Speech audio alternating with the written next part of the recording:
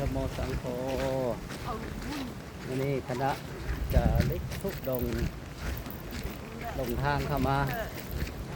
เทศช่องลมก็มีแต่ขี้ฝุ่นมีแต่ลม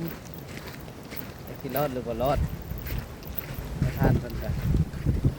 เพิ่นว่ามีบรรยากาศเกี่ยวกับการเดินทางมีเล็กๆตลอดเส้นทางนะขี้ฝุ่นของจริงเรื่องขี้ฝุ่นอยู่ในเห็นเอาเด้อเรียกหัวเข้าเนี่ยนี่ไม้เลยสาธุเป็นกำลังใจให้พระธุดงค์เด้อมาแรงไปนอนวัดสะอางมือเลยนอนพลอา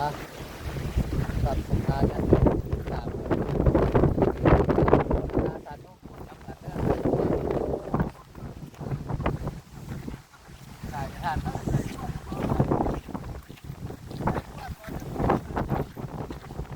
สาธุเดี๋ยวอนุโมทนานำพระอาจารย์เพื่อให้ความเมตตาในการลงในการบอกข้าวบุญหมายของตนญาติโยมสาธุ